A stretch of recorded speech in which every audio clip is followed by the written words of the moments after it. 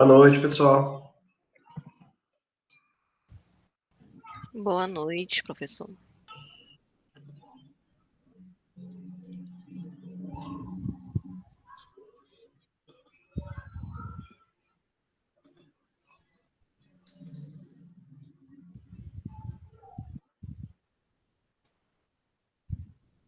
Cláudia, você é parente da Érica Cocai? Ou todo mundo te pergunta isso? Olhei o sobrenome aqui, me lembrou da Érica Cocai. Deve escutar isso todo dia, né? Se não for. Imaginei.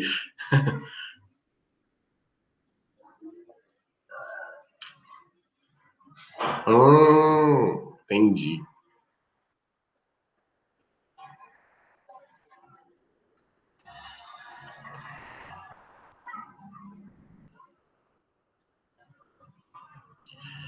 Tá, pessoal, vamos lá, que hoje a gente tem que começar em ponto, porque às 19h35, e hoje o nosso tema é bem curtinho, eu tô aqui mais para sanar a dúvida de vocês, tá? Com relação ao conteúdo, mas eu vou fazer uma breve explanação de tudo que a gente já falou, já tratou aqui na nossa disciplina, os pontos mais importantes, e aí eu estou aqui mais para escutar as dúvidas de vocês, caso vocês tenham alguma dúvida com relação ao nosso conteúdo, e aí nós vamos batendo um papo, tá? Mas eu vou fazer uma revisãozinha aqui das unidades 1, 2, 3 e a 4 que nós estudamos, e aí nós vamos dirimir as dúvidas que vocês tiverem com relação à disciplina, ok? Bom, então aí nós tivemos aí na unidade, nossa disciplina Educação e Novas Tecnologias. Na unidade 1 e na unidade 2 nós trabalhamos a questão dos apontamentos, né, para o sistema de melhor inclusão nas novas tecnologias e processos educacionais. Essa foi a temática, o tema macro, né, do guarda-chuva da disciplina.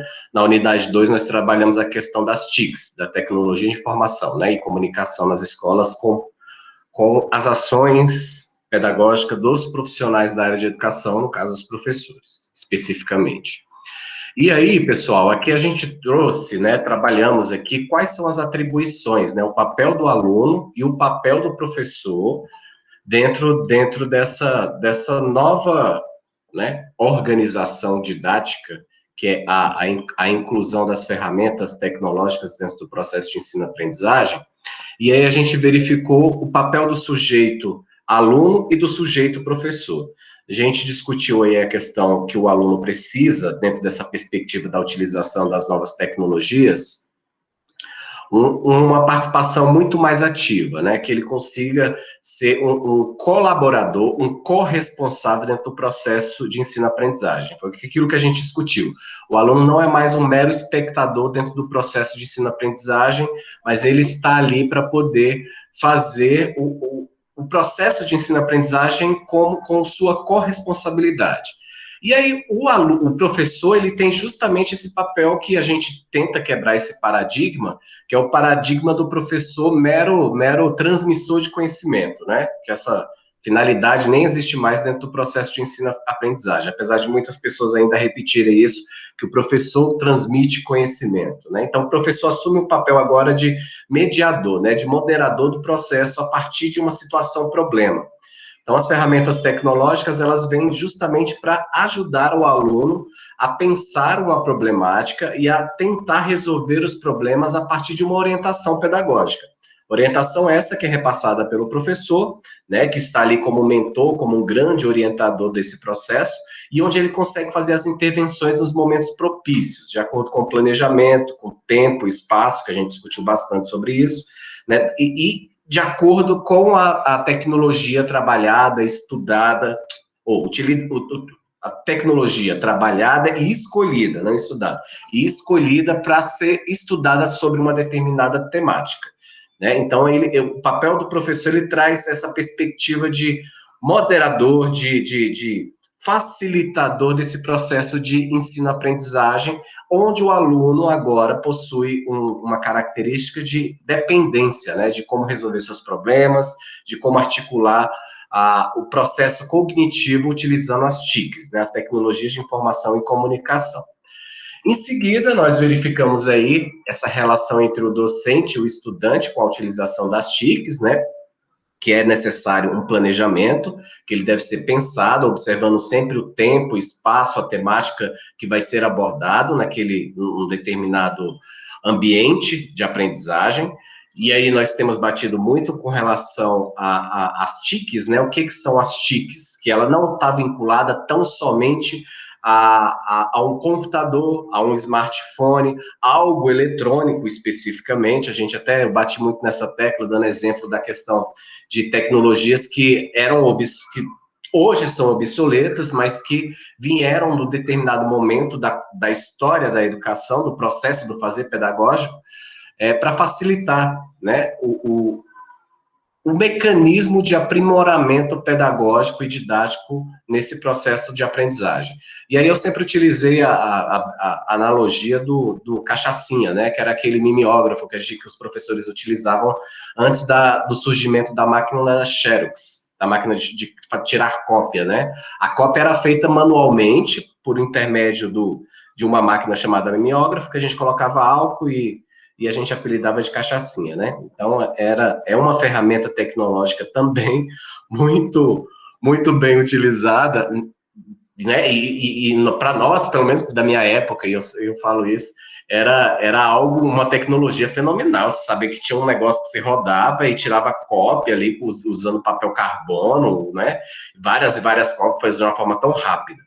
Enfim, então o que a gente precisa ter em mente é que as tecnologias da informação depende do tempo, depende do tempo em que ela é utilizada para o seu fim, né? Não tão só apegado, que quando hoje a gente fala assim de tecnologia, todo mundo já pensa internet, já pensa em smartphone, já pensa em toda uma organização em rede, né, voltada desse negócio que a gente tem chamado muito de assíncrono, síncrono, que a gente também abordou aqui, a gente vai falar daqui um pouquinho dela.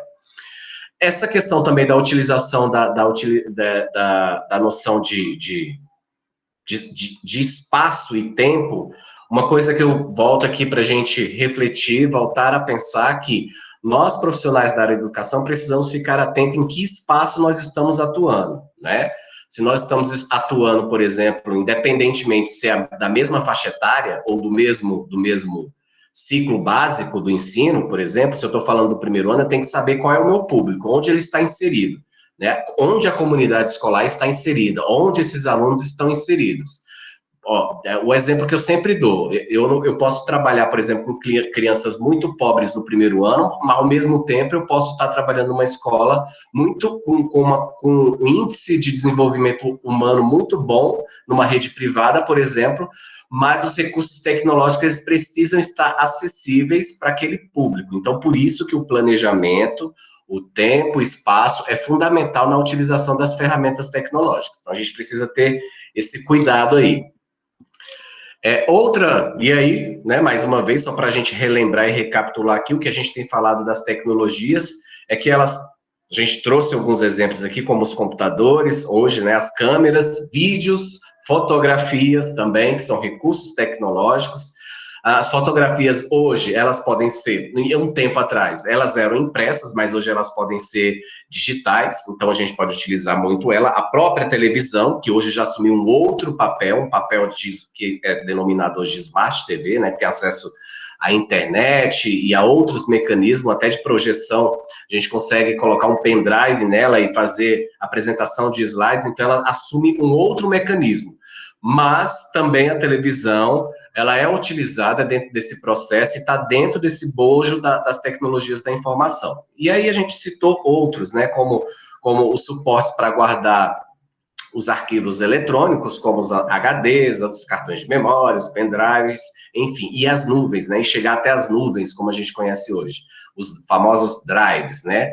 Por exemplo, aqui quem tem Gmail ou os e-mails que vocês estão utilizando aqui do Uniceub, todos eles possuem o Google Drive. Então, o Google Drive, lá vocês podem armazenar, criar pastas de cada disciplina e ir guardando os arquivos de vocês. Hoje em dia, a gente não precisa tanto da impressão. Isso não quer dizer que vá substituir, tá, gente? Que isso fique bem claro. Mas é uma forma da gente poder, primeiro, ajudar com o meio ambiente, segundo, para que a gente tenha um repositório mais acessível, né, próximo do nosso alcance, porque a gente consegue acessar todo esse conteúdo, seja no smartphone, seja no celular, seja no tablet, seja até mesmo dentro do notebook, enfim. E a gente também tem os mecanismos de comunicação, né, que são as redes sociais, a gente tem, por exemplo, os aplicativos que a gente utiliza para envios de mensagens e o próprio e-mail, né, o correio eletrônico que a gente já conhece tão bem. Eita que hoje está bombando. O povo deixa para assistir a aula só no último, né? Só na revisão.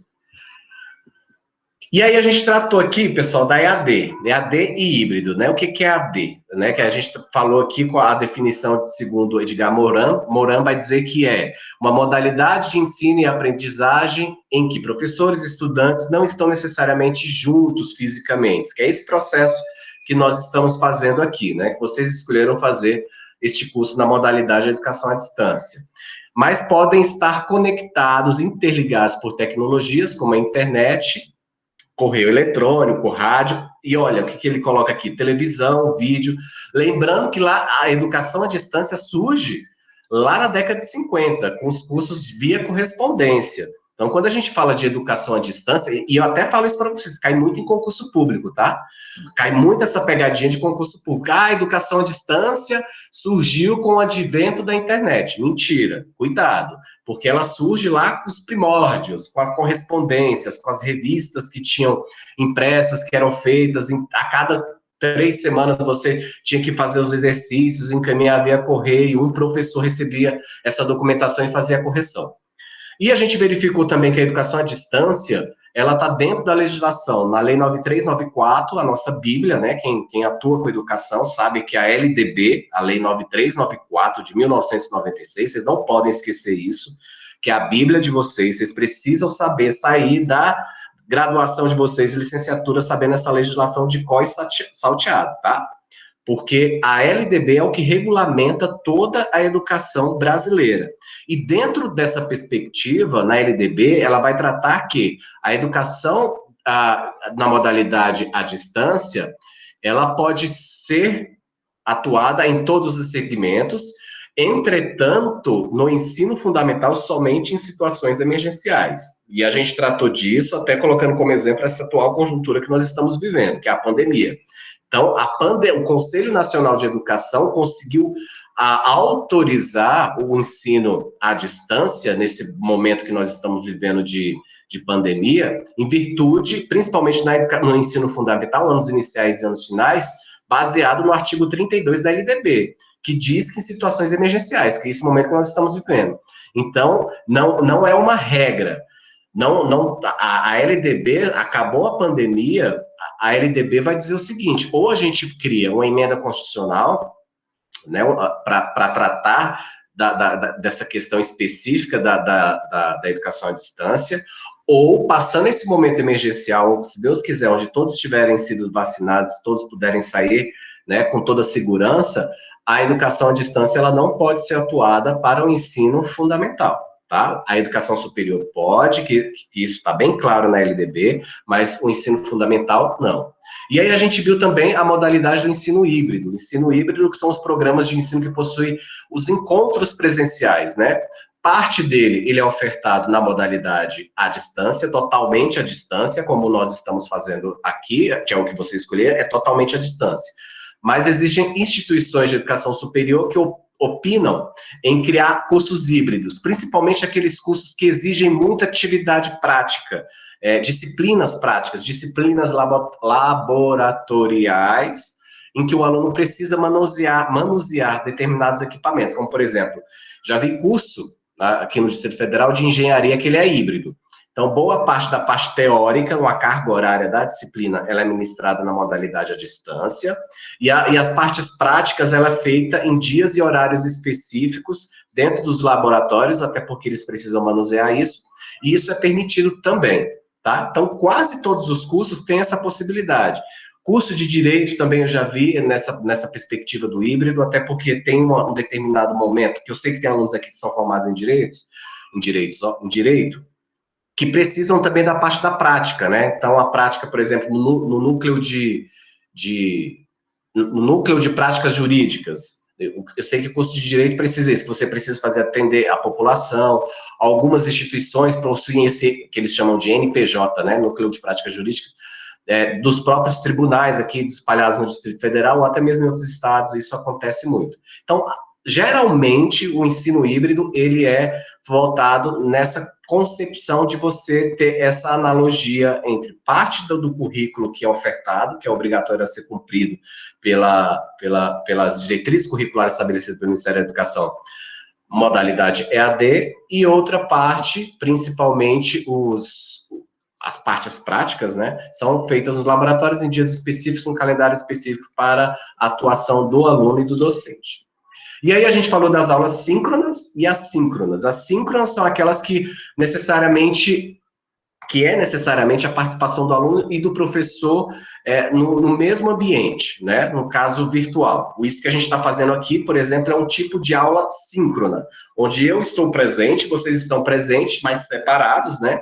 Mas no mesmo tempo, tratando e reconstruindo o conhecimento. Isso são aulas síncronas.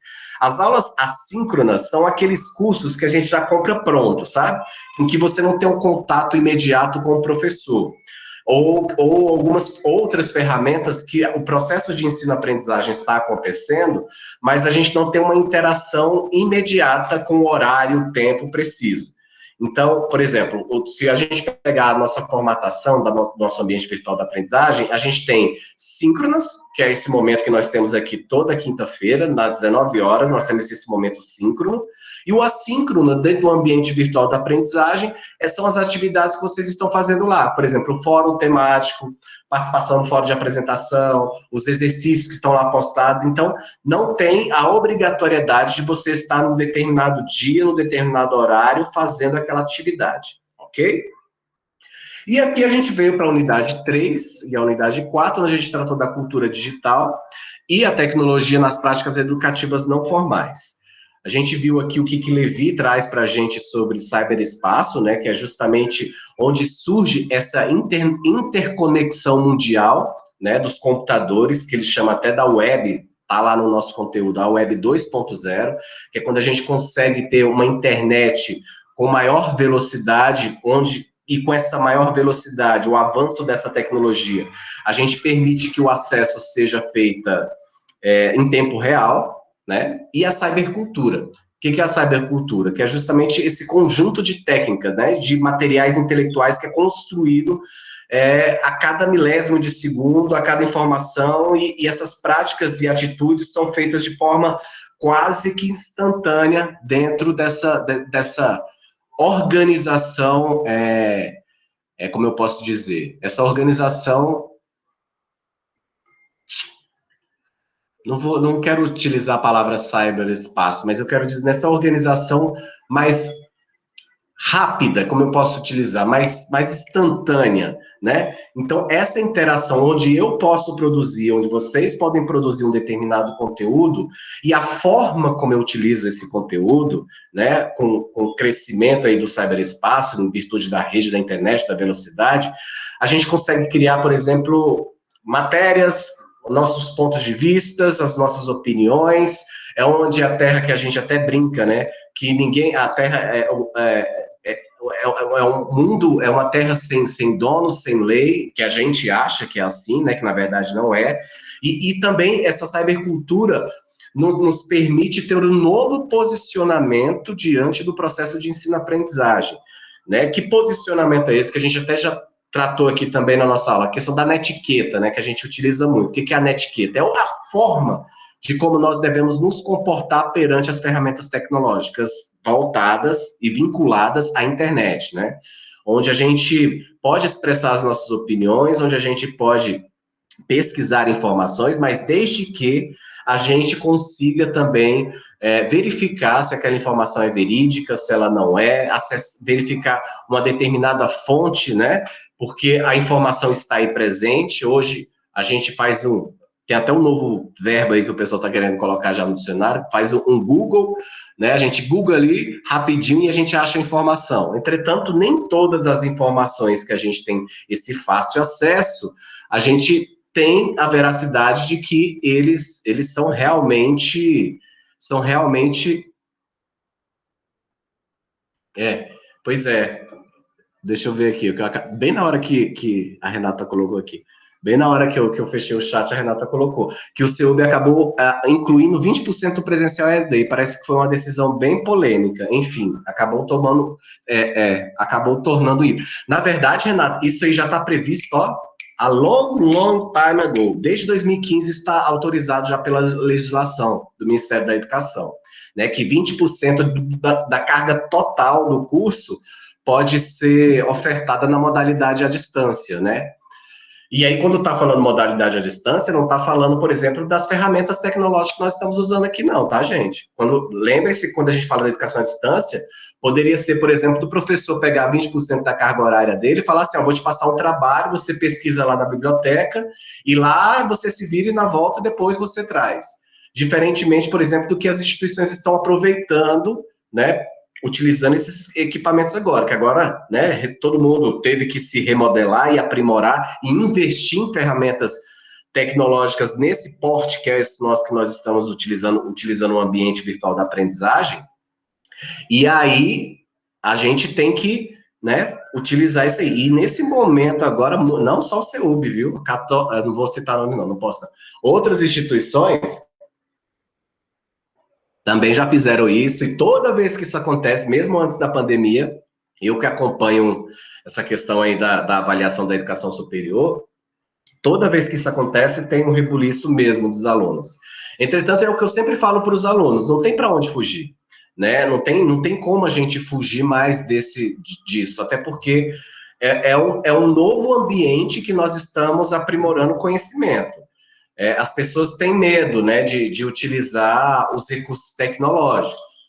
Normal, natural. É por isso que a gente fala que é importante trabalharmos isso, a alfabetização digital com nossas crianças. Porque a maioria das pessoas que reclamam disso são pessoas que não tiveram essa alfabetização digital, não souberam como lidar com isso, né?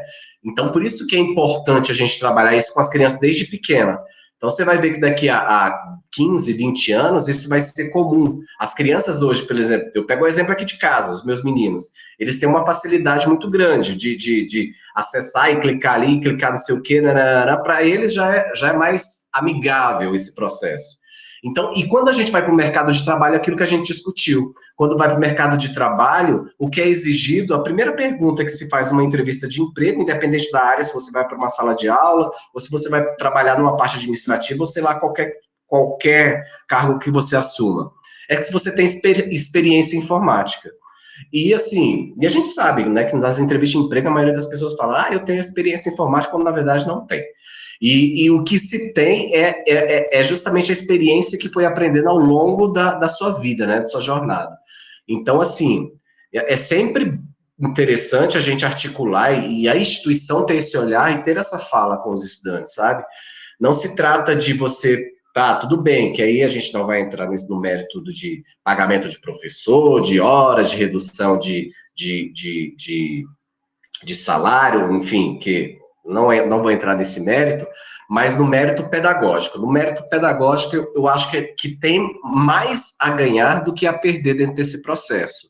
É óbvio que as relações sociais são fundamentais, mas também a gente não utilizar de recursos, né, desse investimento tecnológico na formação de qualquer profissional que seja, até mesmo de quem é da educação, da psicologia, do direito, isso vai ser um empecilho lá na frente. Então, é um momento de se tirar dúvida. Eu conheço gente, por exemplo, que é advogado e não sabe formatar um texto no Word. Eu conheço, por exemplo, gente que é da área de engenharia e que tem dificuldade em utilizar, por exemplo, uma nuvem no Google Drive.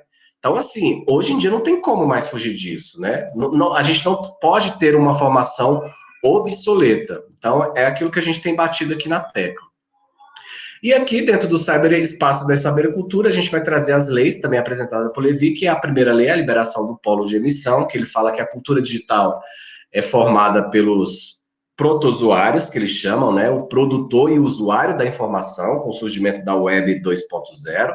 A segunda lei que ele vai trazer, que é o princípio da conectividade generalizada, né, essa conectividade em rede com o surgimento das plataformas, né, de conexão em rede, onde a gente vai ter aí a sinergia, essa troca de informação que circula com muito mais velocidade e de uma forma muito substitutiva, né? Uma hora uma informação é uma coisa, outra hora outra informação é outra, e cabe a nós utilizarmos aqui, a gente fala de cybercultura dentro desse processo, e utilizá-la de forma ética. E a terceira lei, ele vai trazer a questão da reconfiguração social, que é isso que a gente estava falando, né? Então, assim, esse exemplo aí, Renata, que você colocou dos 20%, essa é a nova reconfiguração social. A gente precisa, de alguma forma, colocar isso, né, nas disciplinas. Óbvio que não são em todas as disciplinas, óbvio que isso tem que ser muito bem pensado, muito bem planejado, muito bem elaborado, repensado, a proposta pedagógica curricular do curso, precisa ser repensada as emendas do curso, como o professor pode trabalhar isso, e é justamente isso que o Levi traz para a gente. Isso ele já escreveu lá na década de 90 para a gente. Bom, pessoal, resumidamente, de forma bem resumida, esses são os principais pontos, e são pontos que a gente vai discutir na nossa avaliação, que eu queria trazer para vocês, para a gente bater bem nessa tecla aí. E aí até eu abro agora o espaço aqui para vocês que vocês me coloquem observações ou me coloquem também dúvidas com relação ao que a gente estudou nessas 4 unidades.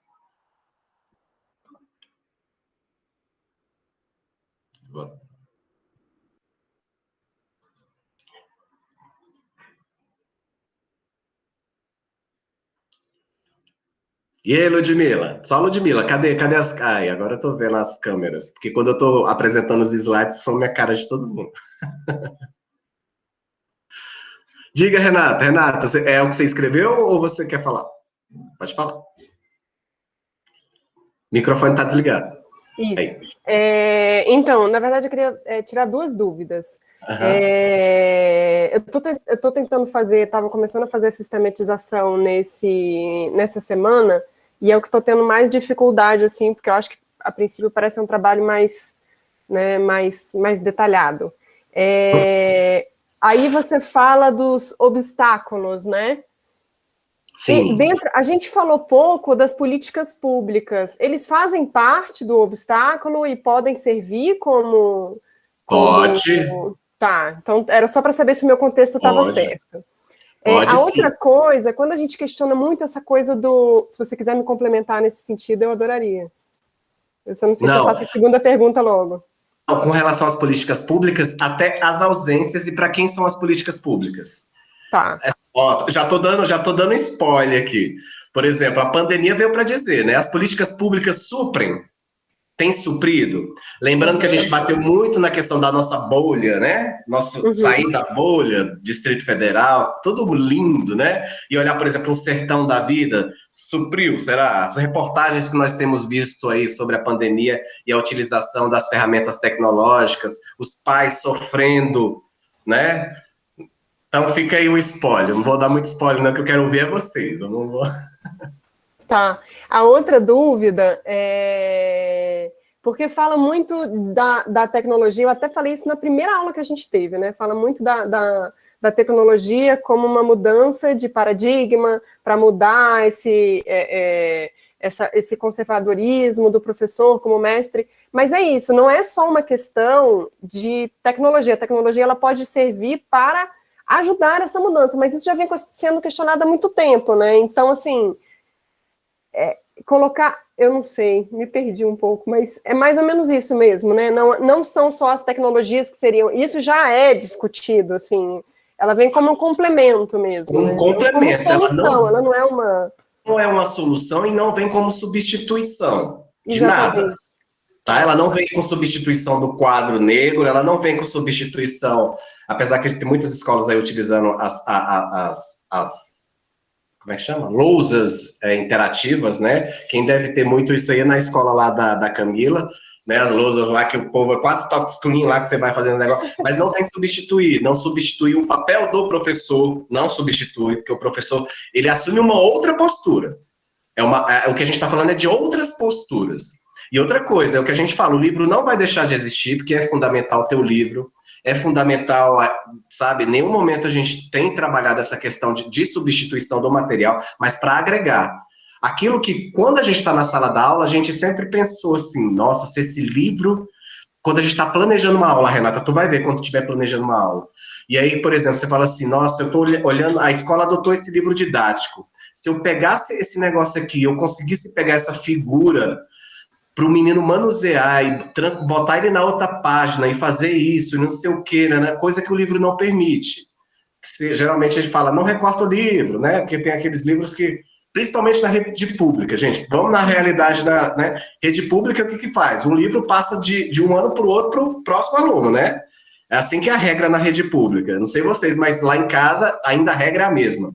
Pega o livro que era do irmão e passa para o próximo, para evitar gasto, sei o quê. Então tem muito disso. Então, muitas das didáticas servem para ajudar uma coisa que talvez o livro didático não supra, mas substituir jamais. Pois é, aí nesse sentido, eu lembrei por onde que eu estava tentando fazer essa pergunta. Seria o caso também da gente fazer uma reformulação, a Camila, eu não terminei nem de ler toda a sua colocação, Camila, mas eu não sei se de repente vai até nesse sentido, de uma reformulação política mesmo de ensino, né? Até na legislação, porque não adianta a gente ter a tecnologia se as escolas continuam, se o tema cobrado no final ainda é conteudista, né? Exatamente. E mais um ainda, obstáculo? Mais um obstáculo. E se a gente não tiver uma reformulação na formação dos professores, Renato? Isso. Uhum. Porque, assim, tem instituições até hoje que trabalham licenciatura e que não tem essa disciplina que nós estamos trabalhando aqui. Uhum. São em novas tecnologias, ou seja, eu estou formando mais do mesmo. Uhum. E chegar lá na frente, o professor vai se desesperar, porque a escola vai exigir que ele utilize ferramentas tecnológicas e ele nunca teve acesso. Não sabe nem a diferença de EAD para um ensino híbrido, por exemplo. Aula síncrona de uma aula síncrona, entende? Joia, então, obrigada. A própria formação do profissional da educação precisa ser alterada, sabe? Sim. E quando você pega, é uma única disciplina na grade curricular. Você pegar o histórico, você é uma única disciplina tratando a questão... E ainda está assim, ó, educação informática, se você pegar em algumas instituições. Informática, informática. Professor não quer saber de Word, não sei o quê, não é isso, não. E você vê muitas instituições trabalhando, vamos para o laboratório agora, ter aula da disciplina Educação Informática, para aprender a formatar o Word, planejamento. Não é isso. Não é isso. Tá bom, então, obrigada, professor. Tá, obrigada. Nada. Mais perguntas? E aí, o pessoal que está acessando hoje aí, que vocês entraram só hoje aqui na nossa web aula aqui, deu pegar só a revisão, né? Eu conheço bem isso. Já fiz mais isso. Pega a revisão. Mas vocês estão entendendo o conteúdo, tá sendo fácil, vocês têm críticas a fazer, aproveitar e falar logo assim para mim, direto, se tem alguma crítica, alguma coisa para melhorar. Também esse espaço é a última aula, aproveita, para depois não falar pelas costas lá para o coordenador. Fala logo. Processo de reconstrução de conhecimento. Eu não estou aqui, é aqui que eu bato na tecla. Eu não estou aqui para transmitir conhecimento para ninguém. E eu sei que muita coisa que vocês viram aqui na nossa disciplina, vocês já sabiam, assim, talvez tenha aprimorado mais, mas a gente falou de uma forma mais técnica, mas quase tudo, e é isso que a gente fala, ninguém aqui é isento de conhecimento, principalmente quando a gente está tratando disso, de tecnologia. Algumas coisas foram quebradas paradigmas que eu sei, quando a gente fala assim de tecnologia, geralmente a gente bate na tecla de internet, computador, não sei o quê, e esquece que lá atrás teve outras tecnologias, que existem outras tecnologias que não estão necessariamente ligadas ao processo de rede, né, da Web 2.0, como é chamado por Levi. Mas é importante a gente ter esse olhar aqui e saber que nós estamos aqui reconstruindo conhecimento. E eu digo para vocês aqui, até como minha última fala, para deixar aqui para vocês registrar.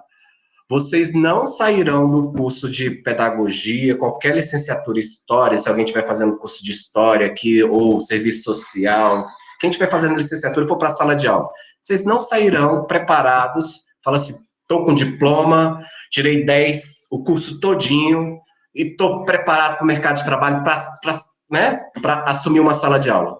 Não está. Como já dizia Paulo Freire, professor torna-se professor.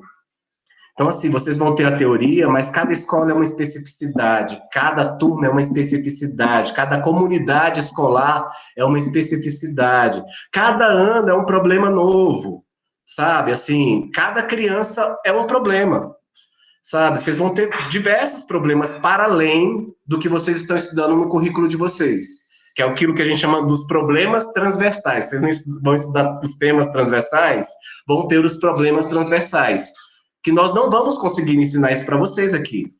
Como, por exemplo, quando o menino chegar com fome, quando, por exemplo, o menino chegar dizendo que foi abusado, quando o menino chegar, por exemplo, dizendo que o pai bateu na mãe, como agir nesse...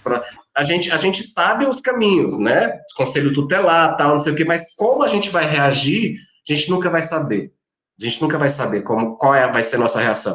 Então, cada problema é um problema, cada região é uma região, enfim, cada especificidade é uma especificidade, cada didática é uma didática. Uma didática, por exemplo, que você estiver dando para uma turma, vai sair muito bacana e para outra não vai ser tão bacana. Teu planejamento, você vai passar final de semana, dias e noites planejando aula, não é, Camila? Vai chegar lá na hora, o negócio não vai dar certo. Ao passo que, às vezes, você não vai sem planejar nada, porque não deu tempo, porque a vida é essa mesmo, doida, não vai dar tempo de planejar, e que você dá uma aula maravilhosa. Porque você pega o link da turma, você pega o espírito da turma, então tem todo esse processo. Eu ia falar não só essas questões, assim, de sala de aula, né, de ter uma turma assim, ter uma turma assada, no ano seguinte, às vezes você tem o mesmo nível, digamos assim, né, a mesma série, e aí a turma é completamente diferente, mas também esse tipo de situação que a gente está tendo agora, né, que é a pandemia. Pegou todo mundo de surpresa, e ninguém nunca imaginou uma coisa dessas, né? Então, lá na escola onde eu trabalho mesmo, a gente já tinha uma certa familiaridade com ferramentas tecnológicas, mas a gente passou de uma semana para outra a usar o Zoom para dar aula e, assim, ninguém nunca tinha usado, a gente teve que correr para aprender, todo mundo, assim, né? No início foi o maior desespero, achava que não ia dar certo, como é que eu vou dar aula para criança, não sei o quê. E aí, com o tempo, a gente se adaptou e viu que deu. Mas na hora, assim, é um desespero enorme.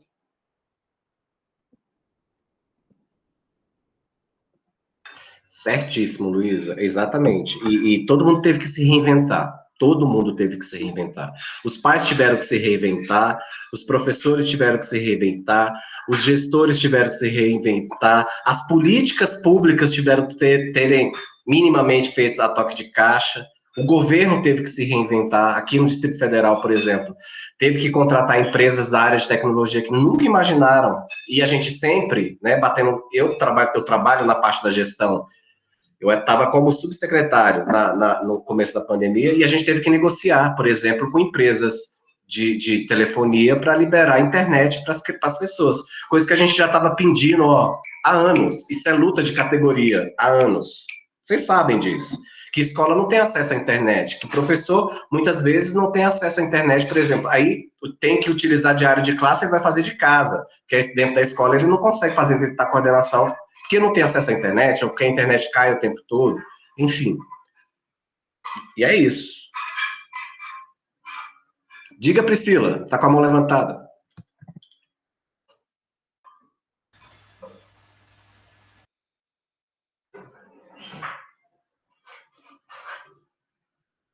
Priscila? Travou? Aí. Vocês estão me ouvindo? Oi? Eu lembro, acho que foi na nossa primeira aula, a Camila, ela fez um comentário de que quando começou esse processo de ensino, né, virtual, por conta da pandemia, que os pais reclamavam que determinada aula, eu acho que foi isso, tá, Camila? Você me corrija. Que determinada aula por vídeo poderia ter sido feita em casa, mas a gente já vinha num movimento em que um grupo, espero que tenha sido muito pequeno, queria tirar as crianças de sala de aula, né? Queria que as crianças não se institucionalizassem, essa coisa da ideologia e não sei o quê, e queria que o ensino fosse de casa, e aí veio a pandemia e caiu tudo por terra, né? Esses pais ficam com todas as ferramentas que têm sido posto, né? Era mais nesse sentido que eu queria comentar.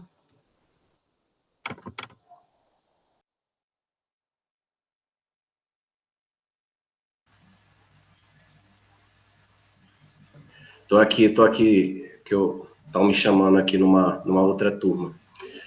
Mas eu falei para esperarem lá, porque eu tô em aula, que eu não vou sair, não. Mas gente, assim, eu sempre... É paradigmas, né? A gente... É o processo do velho paradigma que nós estamos enfrentando neste momento, né? Eu sempre falo... É óbvio que tem um lado péssimo desse momento, tem um lado péssimo da pandemia, mas também eu acho que eu sempre tento ver o lado positivo, principalmente do aspecto político, pedagógico, que mexeu com todo mundo, sabe? Mexeu com os lares, né?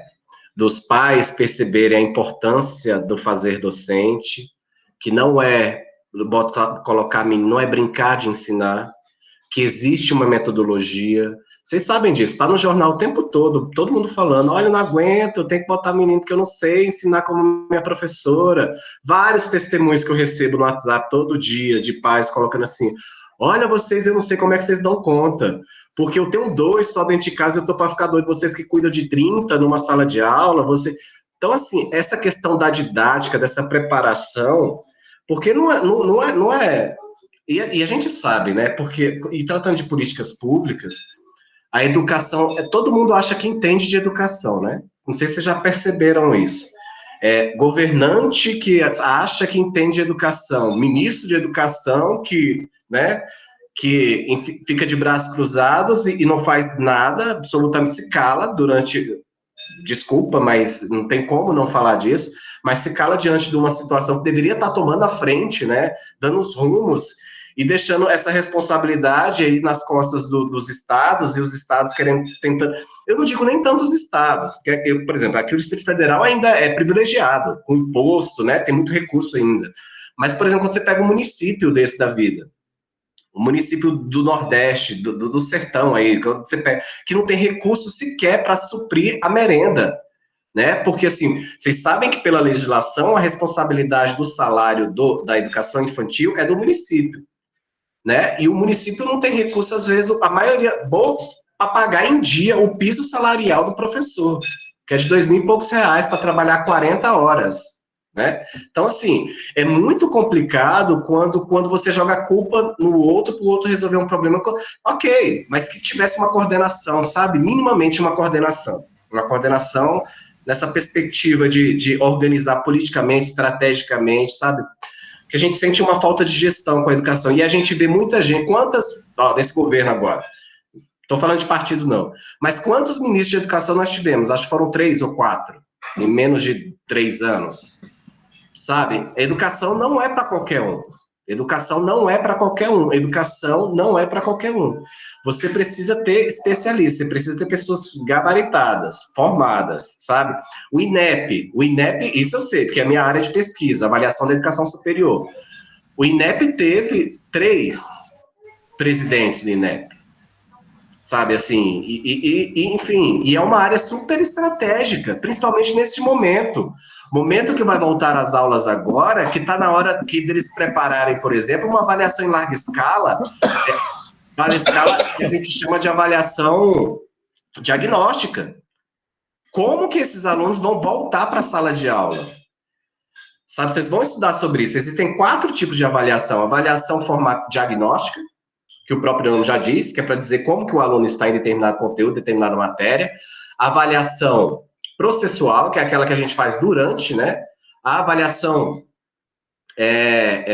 formativa, e a avaliação que é a mais conhecida, né? Que todo mundo adora, que é a somativa, que é a avaliação onde a gente dá pontinho para o aluno, né? Que é aquela que a gente fala para classificar o aluno, que a gente tenta não trabalhar com esse tipo de avaliação, porque a própria LDB, se vocês pegarem lá a legislação, no artigo, salvo engano, não sei se é 33 ou é no 13, ele diz lá que a avaliação é processual, sabe? Não é aquele reprova e aprova, reprova e reprova, aprova e reprova, porque assim, a avaliação ela precisa saber em que momento, sabe? Se ele foi ruim na somativa, lá no final, no negócio do pontuação, mas e a processual que deveria ter sido feito antes? E a diagnóstica, que geralmente nós fazemos, nós profissionais da área de educação, nós fazemos, inconscientemente, mas nós fazemos.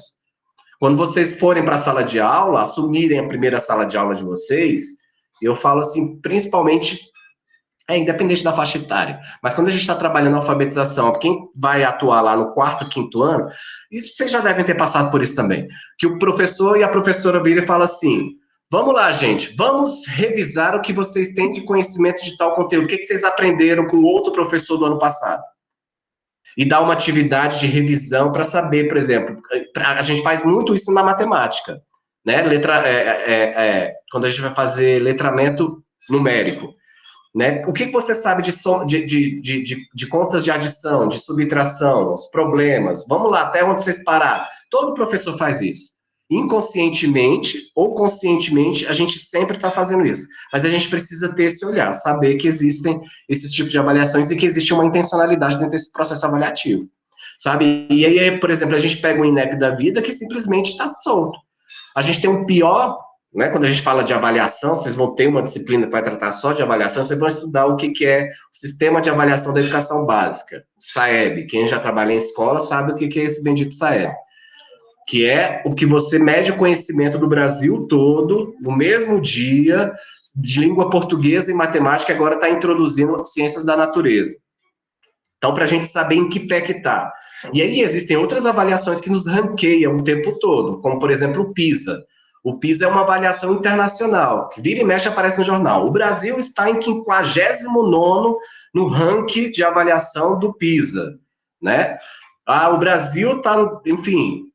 Essas avaliações precisam ser testadas e agora é esse momento. E a gente não vê, sabe? A gente não vê uma fala, a gente não vê nada se articulando, parece que está todo mundo esperando as coisas acontecerem e ninguém fala, ninguém se pronuncia. Acho que minimamente é se pronunciar, sabe? Ninguém está se pronunciando. Simplesmente a gente está falando assim, vacina ou não vacina, sabe? O povo está pensando fecha comércio, abre comércio, mas tem outras coisas ali por trás. E se decidir voltar ao comércio amanhã? E se a gente vacinar... E aí? Vai começar por onde? Não, vai preparar a comunidade escolar, vai preparar os professores, vai preparar os pais como? Sabe? Não tem um feedback, não tem uma política de... E eu sempre bato, como historiador, aí é minha linha de historiador. O problema do Brasil na educação é que a gente nunca teve uma política de Estado. A gente sempre teve políticas de governo. Política de Estado é aquela que fica. O que está ganhando não se mexe, gente. Sabe? Se atualiza, vai por ali. Mas sempre a gente tem isso, vocês percebam. Quando vocês estiverem, não sei se vocês já estão fazendo história da educação, já fizeram. Mas o Brasil sempre foi assim.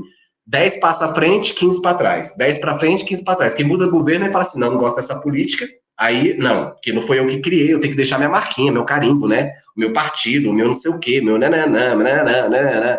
Como, por exemplo, a gente passou anos e anos trabalhando na questão da inclusão de crianças com necessidades especiais. Aí vem agora e fala, não, vamos separar as crianças, porque isso não faz bem. Da onde tiraram isso? Baseado em quê? A gente procura documento e não acha. O que a gente tem percebido, e aí a gente tem até a participação aqui do Davi, né, Davi, que eu acho que você tem problemas com visão, você poderia até falar para a gente essa questão do separativismo, né, de você não querer segregar as pessoas com necessidades especiais, de participar do processo de ensino-aprendizagem com crianças, né, do ensino regular, né, que eles chamam de normal, que não existe isso. Mas querer, sabe, é óbvio, isso é importantíssimo, é óbvio que tem que ter a sala de recurso, é óbvio que tem que ter um momento específico para tratar determinado problema de cognição, de déficit de atenção, enfim, isso tem as salas de recursos, isso tem orientação pedagógica, agora você tirar a criança do seio, né, para trabalhar e desenvolver o processo de cognição junto com as crianças que podem facilitar isso, tirar do meio social, aí, infelizmente, assim, são coisas que falta cognição, eu falo mesmo, de quem está à frente para poder estabelecer, e aí a gente entra toda nessa concepção de políticas públicas. Não vou falar muito não, porque... Diga, Davi, deixa o Davi falar, o Camila, que eu puxei a sardinha para ele, agora eu quero ouvi-lo. Davi, seu microfone está desligado. Deixa eu ver se eu consigo ativar por aqui. Não consigo.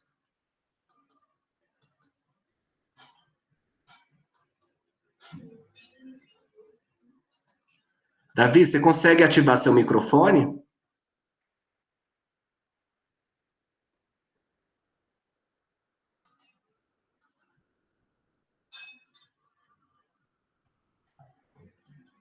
Eu não consigo ativar daqui.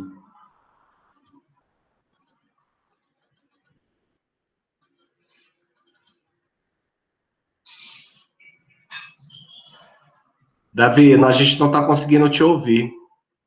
Tem alguém que consegue te ajudar aí para ativar o microfone? Tem que apertar. Não?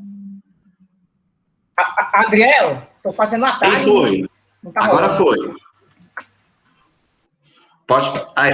Aí. Oi, pessoal, boa noite. Deu certo, professor? Deu.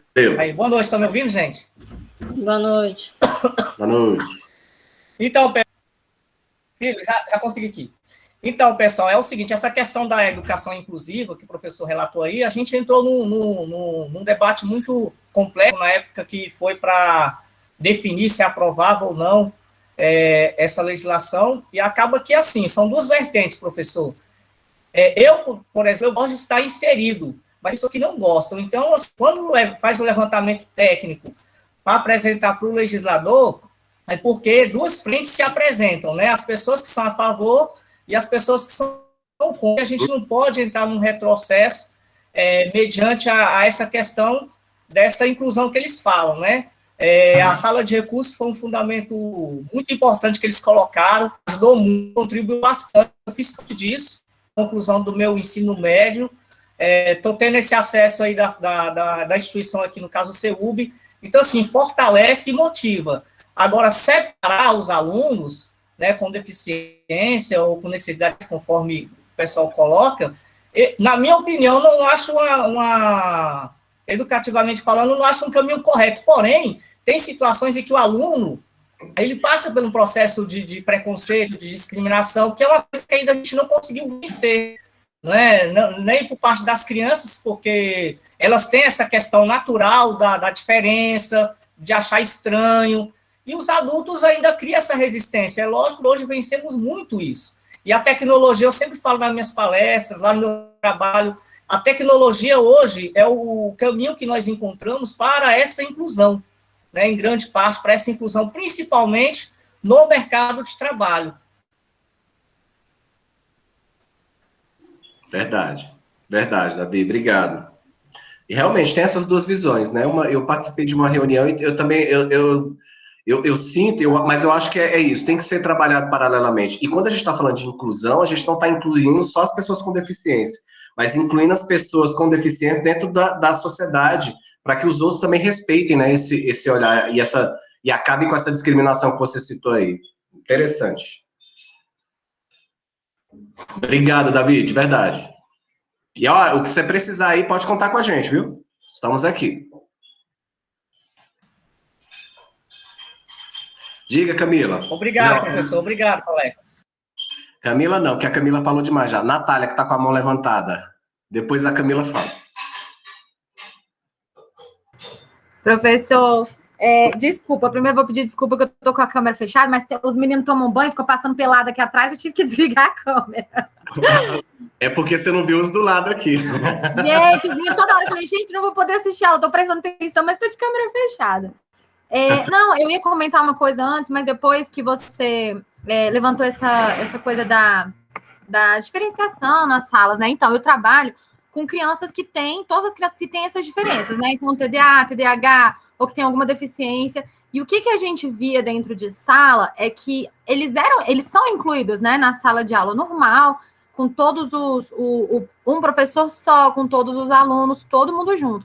Só que em determinados momentos, por exemplo, em questão de avaliações, provas, eles ficam sempre separados. Então, eu não sei até que ponto essas crianças sentem essa diferença de tratamento na hora da avaliação. Por que só aqueles saem? Alguns perguntam, tia, por que você está levando só esse para fora de sala?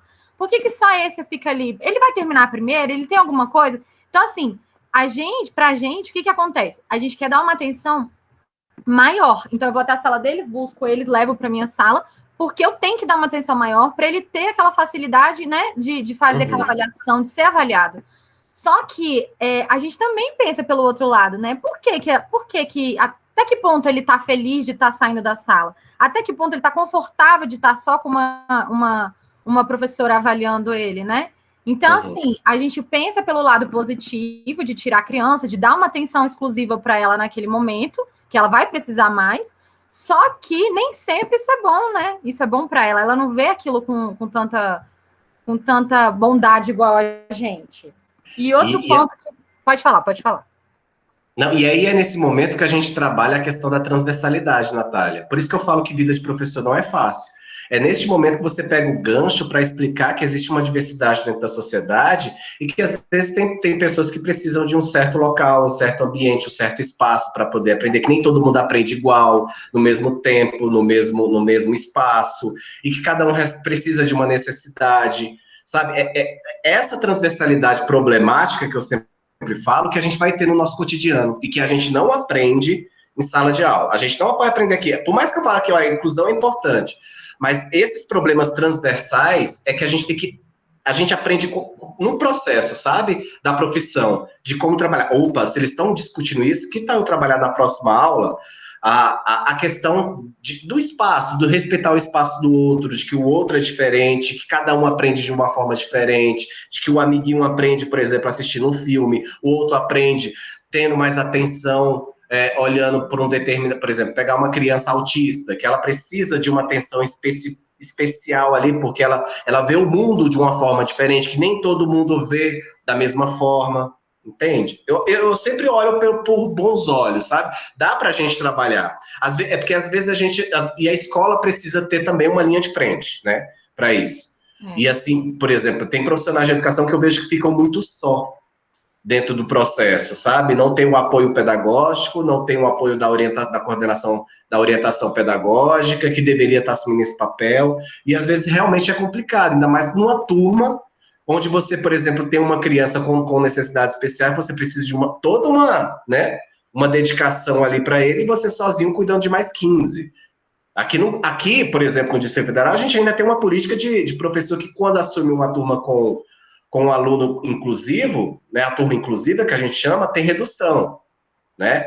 Então, assim, uma redução entre aspas, velada, porque a gente fala assim, a turma é reduzida, mas sempre a direção vai empurrando mais um, vai empurrando, e o professor, por lei, deveria trabalhar com 15 alunos no máximo, ele acaba trabalhando com 20, mais as crianças incluídas ali, né, com a inclusão ainda. Então, tem todo esse aspecto aí. Aí entra a questão, mais uma vez, das políticas públicas, tá vendo? E esse negócio da LDB que você falou, realmente, eu também levo para um lado muito positivo. Essa coisa de ter que voltar, principalmente depois da pandemia, né? Voltar mesmo às aulas presenciais. Porque por mais que a gente esteja ali, que seja uma aula didática, que a gente use toda aquela tecnologia para atrair a atenção das crianças, eles precisam de uma pessoa sempre presente ali, né? Porque eu senti que quando, pelo menos as crianças que eu estava trabalhando, eles tinham essa facilidade de estar em casa. Então, eles achavam o máximo. Por quê? Porque tinha algumas distrações, eles podiam estar de uma maneira mais não tão focado a aprender aquilo, sabe? Ele tinha mais um manejo, ele conseguia levar um pouco mais fácil a situação, entendeu? Na sala, eles ficavam, alguns se desesperavam, choravam, não sei o quê, mas eles não estavam necessariamente querendo, em época de avaliação, que eu digo, chorando aquela preocupação, mas ele não estava preocupado porque ele não estava conseguindo fazer a prova, ele estava preocupado. Você chegava para perguntar, ele falava, não, é porque se eu ficar mal, a minha mãe vai ficar muito chateada. Então, ele não estava preocupado em fazer a prova com mérito, né? Não, ele só se preocupava com o que a mãe ia achar, com os pais iam achar. Então, em casa, ele tem muito mais essa facilidade, né, do que dentro da sala. Então, essa coisa de voltar com o professor ali perto, eu acho essencial também. Apesar de, agora meus filhos estão em casa, de jeito nenhum eu tenho coragem de mandar agora, pelo meu medo mesmo, mas é tão importante essa presença, por mais que a gente faça essas aulas teóricas, toda essa coisa com eles, mas tem que ter uma pessoa ali sempre perto, porque os pais, querendo ou não, a gente trabalha, a gente tem outras coisas para fazer, não tem tempo inteiro perto da criança. Verdade, de fato. E quantas, né, não ingressaram ali a Laila? Tá, que muita gente falou assim, eu quero fazer pedagogia porque por conta desse momento da pandemia, para entender melhor como é que é esse processo. Acho que Renata, né, você comentou também isso, né? Né? Então, assim, isso mexe com a gente. Isso A gente quer entender, né? E a gente nos desafia também, porque nós somos seres humanos. Fala assim, se a professora dá conta, por que eu não estou dando conta? O que está me faltando? O meu caso, por exemplo, de cursar pedagogia foi justamente esse. Eu me tornei pai com 27 anos, já era formado em História. E aí eu fui fazer pedagogia porque eu com um menino recém-nascido dentro de casa e comecei a dar aula no curso de pedagogia. E eu não sabia lidar direito. E as alunas me perguntavam coisas de pedagogia que eu não sabia responder, porque eu fui dar aula de História da Educação. E aí, quando entrava, por exemplo, discussões sobre o processo cognitivo de ensino-aprendizagem, eu apanhava e ficava em desespero. Falava, não, eu vou fazer. Foi quando me veio toda essa vontade de querer fazer pedagogia também, para complementar o meu processo formativo, né? Então, acho que a gente está sempre nesse processo, e é isso mesmo que você falou, Natália. Eu acho que não tem... eu acho que esse momento está mexendo com todo mundo. Eu acho que desde a merendeira, desde o porteiro que está sozinho lá na escola, cuidando da escola, até o mais alto escalão, acho que mexeu com todo mundo. Sabe, quando eu falo comunidade escolar, eu estou colocando todo mundo, estou colocando pai, estou colocando merendeiro, estou colocando, enfim, monitor, estou colocando diretor, orientador, os pais dentro desse processo, né, os avós, todo mundo que está dentro ali desse processo, está todo mundo. E acho que deu para chacoalhar e todo mundo repensar a importância da educação e o que é isso, né, na nossa vida, na vida da sociedade, principalmente. Fala, Camila, que eu te cortei aquela hora. Professor. Diga, Davi.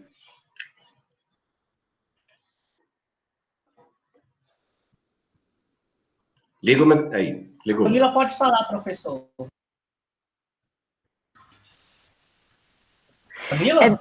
É bem rapidinho que eu vou falar. É só porque quando você colocou, professor, sobre os políticos não se posicionarem, etc., a gente que está na escola... por exemplo, na escola particular, né, que já voltou às aulas, gente, é muito triste, porque eu trabalho com 2 máscaras, face shield, touca, capote de cirurgia, luva. As crianças não me veem. Meu crachá, a gente bota o crachá assim na frente para eles poderem ver quem somos nós, sabe? Então, assim, é muito importante que a gente volte, mas mais importante ainda é que a gente esteja protegido, porque eu, por exemplo, moro com a minha mãe, a minha irmã mais nova, que tem 22 anos, e ela tem problema no coração, e eu fico em casa de máscara o dia inteiro. Então, assim, para quem está na escola também, para os profissionais da área da educação, tá horrível. Mesmo que a gente esteja na escola, claro que a gente pensa nas crianças, mas assim, meu rosto está todo machucado, a gente ficou as 2 últimas semanas paradas, voltamos essa semana, e a gente não sabe como vai estar a semana que vem. Então, tudo isso é muito difícil e mexe realmente com todo mundo, e sem um posicionamento adequado do governo, a gente não sabe onde isso vai dar, e enquanto isso a gente vive assim, eu vivo isolada da minha casa, sabe? É muito difícil. Verdade. Obrigado pelo relato. Está bem complicado mesmo. Cada um com suas especificidades, cada um com seus dramas, né? Cada um com seus dificuldades mesmo, né? Eu acho que a gente tá nesse processo revisionário, tanto das nossas vidas, das nossas relações, né? Da relação com o outro, né? Como a gente lidar com o outro, independente do meio que estejamos falando, nossos relacionamentos familiares, amorosos, profissionais, né, principalmente profissionais, eu acho que tudo isso tá muito em voga, né, tá muito questionável ainda, a gente já tá muito reflexivo, mas eu acho que tá na hora já de parar de refletir e agir, né, todas as esferas. Diga aí, Davi, o que você queria falar? Bora que o nosso tempo acabou, que eu tenho a próxima aula. Meu microfone não quer ligar. Ligou agora. Desligou agora.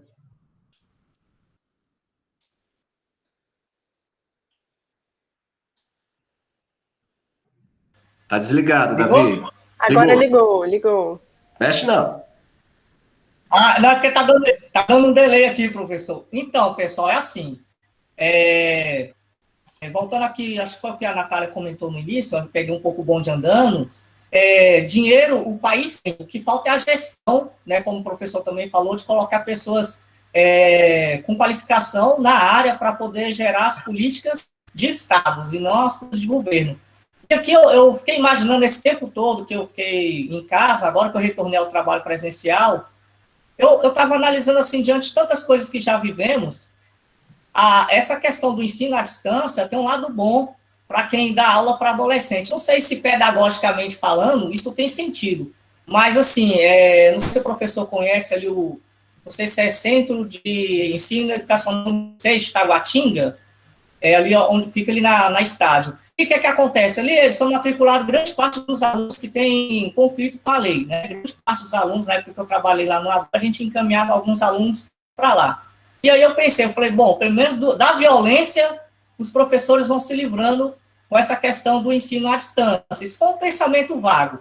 Mas aí, professor, tem uma situação que eu estava observando na unidade 1, que é uma coisa que a gente sempre questiona, isso aqui não vai fazer nenhuma diferença na minha vida, estudar matemática, isso aqui não vai fazer diferença para o curso que eu escolhi, para a profissão que eu vou escolher, e hoje a gente sente falta. Por quê? Da tecnologia, porque não houve investimento, como lá fala essa questão dos laboratórios, que os professores se preocupavam com os alunos em quebrar os equipamentos, sendo que tudo nessa vida perece e carece de manutenção, e hoje a pandemia ela vai deixar esse legado. Duas coisas que vai ser fundamental, principalmente no ensino superior, no ensino médio, e na questão profissional, é a questão da ferramenta online. Né? Parte das instituições, eu acredito que vai dar sequência a isso, até porque já existe o ensino à distância, e também essa questão do teletrabalho. O teletrabalho vai ser uma realidade, por quê? Porque com o uso que o governo vai fazer em investir em tecnologia, ele vai economizar por um outro lado. Né? Assim, coisas que o governo gasta, que às vezes é dinheiro jogado fora, uma água, né, um aluno de um espaço. Então, com o teletrabalho, que no caso aí é o uso forte da tecnologia, isso tudo vai cair por terra, não é? Então, assim, esse é o meu relato. O que falta, professor? Gestão. Porque saiu agora o último relato dos lucros líquidos da Caixa Econômica Federal, mais de 40 bilhões. Para a nossa realidade aqui do Brasil, é muito. Se você pegar 15% para investir em educação. Verdade. Certíssimo. Você só ratificou o que eu tinha dito anteriormente. É justamente isso, né? E a gente vê aí, né? A história da educação está aí. Não precisa a gente correr muito. Gente, e quando a gente fala, por exemplo, vou só tocar mais ou menos quando a gente fala de inclusão, sabe quando, quem já estudou história da educação aqui, sabe quando a gente começou a falar de inclusão na educação? Em 1911, com Maria de Montessori. Foi tentado colocar em 1920, não foi, aí depois em 1933 tentaram, não foi, aí vai. Quando a gente fala de financiamento, que a gente tem hoje, quando veio, por exemplo, Fernando Henrique Cardoso, vamos criar o FIES, financiamento, isso já é falado lá desde a década de 30, 32, com a escola, como é que é? A nova escola. Então, assim, sabe, as políticas, a gente já tem um segredo, agora a vontade, né? Qual é a vontade que se tem de fazer política pública, de fazer política de Estado? Enfim. E aquele velho discurso que a gente sabe, né? Quem é que quer que a população seja educada? É interesse de quem? E aí eu termino minha aula com essa reflexão e vocês pensem nisso, tá? De quem é o interesse em investir na educação? Quem? Quem? Ok? Bom, pessoal, vou ficar por aqui, foi muito bom esse ciclo com vocês, espero encontrá-los, né, tem que usar agora essa flexão de gênero aí que todo mundo está usando. Então, eu espero que vocês tenham aproveitado bastante a disciplina, pelo menos um pouquinho, a gente tenha aí reconstruído um pouco, né, conhecimento, ou reconstruído conhecimento aí. E foi um prazer incomensurável estar aí com vocês, brincar com vocês, jogar com vocês e discutir um pouquinho, né? Discutir, mesmo utilizando essa plataforma, é bacana a gente ver quando a melhor coisa que tem para um professor é quando a gente está falando, e a gente tem um livro, eu esqueci o nome do autor, mas tem um livro que fala que o corpo fala. E mesmo atrás da tela, por isso que a gente fica feliz quando a gente está falando, vocês ficam assim, sabe? Vocês riem, vocês têm uma expressão, ou não concorda, e isso é muito bacana. E em sala de aula isso é maravilhoso também. E a tecnologia permite isso para a gente também, né? Permitir que a gente veja o corpo falando, ver se a gente está alcançando o objetivo proposto da nossa disciplina. Isso é bacana. É isso, pessoal. Fiquem bem, se cuidem. E qualquer coisa, elogios, reclamações podem mandar para a coordenação. Não, só elogios, tá? Porque chega de reclamação. Se cuidem, gente. Um abraço. Obrigada. Tchau, tchau. Tchau, professor. Obrigada. Tchau, professor. Obrigada. Tchau, Davi. Tchau, Tchau, professor. Obrigada.